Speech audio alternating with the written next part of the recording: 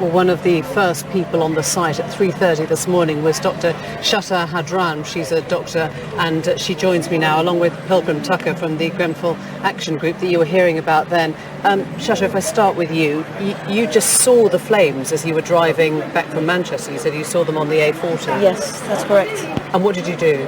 Basically, I parked my car in Paddington and I had to walk all the way from Paddington because all roads were blocked. And when I reached the site, there were a lot of paramedics trying to help people to evacuate them from the building. They opened a lot of rescue centers, almost 6 or 7 rescue centers, but we only had like few nurses on site, and I was the only doctor on site until 10:30. So what were you treating at that point? The majority of cases were people with high or low blood pressure, diabetes, panic attack. These were the people who had come out of the fire safely, Yes. gone to the rescue centres, but Yes. probably left without their medicine or their... And basically they left everything behind, so we had to call some hospitals, and St. Charles Hospital was one of the first hospitals to respond, and they came in with medications and nurses, doctors, and they were really offering help. Then at 10:30, a lot of doctors, all volunteer doctors, they start flowing in the place. Voluntary admins, coordinators, everything was done on a voluntary basis. Yeah, and you were still working when I found you at, 9:30 or so this evening? I'm still working, actually. You're going to go back to work now? Yes, we still got some casualties that we need to take them for like evacuation centres and...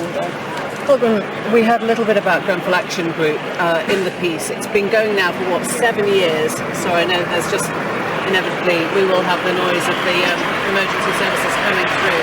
But just tell us what its goal was when it first started, what you've been trying to do. Its goal was, so I worked with the Grenfell Action Group and residents from Grenfell Tower over a period of many months, mainly during the summer of 2015. They wanted to get their voices and their concerns about the building heard. They were really worried about the potential fire hazards here. There were boilers being put in by the contractors. Blocking doorways was the proposal. So I worked with them to help them get organised.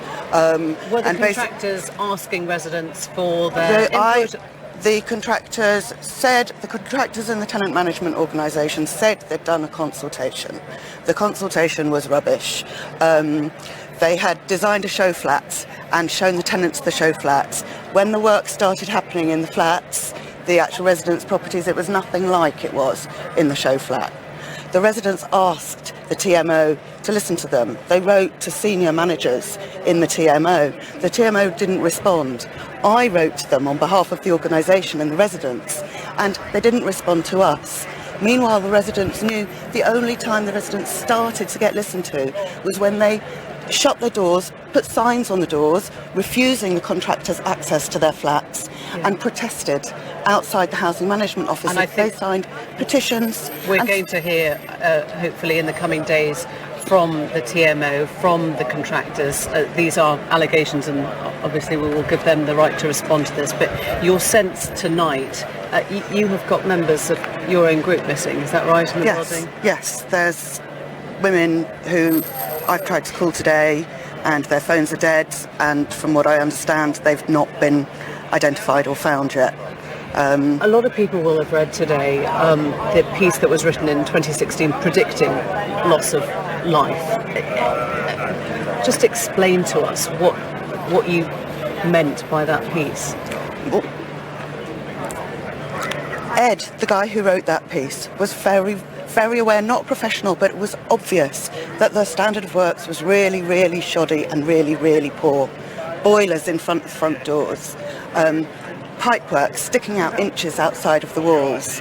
There were power surges that weren't looked into, where the lights in the building went dead, and the emergency lighting didn't come on.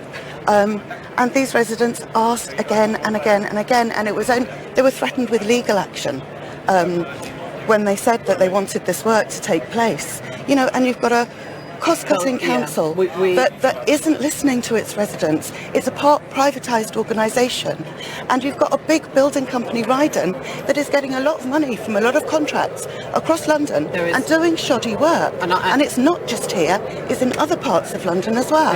And it's very distressing. And like you said, this is a very unequal area. These are poor residents, or they're ordinary residents. They're not the wealthy. They're not the Camerons. They can't afford private schools. They can't afford lawyers. They tried to get lawyers, but because of the legal aid cuts, they couldn't get lawyers. Pilgrim, we are going to be putting all those allegations and all the points you raise over the coming days to the parties at which you point the finger. So thank you very much for that. A last thought. Can I just raise one more important thing? We received a lot of calls of people, they're asking about their family. Our main concern is first to give full medical treatment for people on the rescue center and people in the hospitals. People, please, who are asking for their families, the right people to talk to are the casualty bureau and through the police, because they will have the full information. Each center, they have a list, but also we got some people, once they said our family is missing, saying missing, it doesn't mean that they're dead. They could be in a hospital, they could be a rescue center. You're with relatives who have still got missing people, and what are you saying to them? Well, we had some missing people in the morning. We found them now, because a lot of people, when they left that building, I got a man separated from his wife, I got family, mother separated from their kids, but they found them. Because some of them, they went on that direction, some of them on the other direction. We got 6 rescue centers, we got more than 8 hospitals, they got casualties. So it's just a matter of time until we found them. Thank you. Thank you for giving us that note of help. I really appreciate that. Thank you both very much indeed.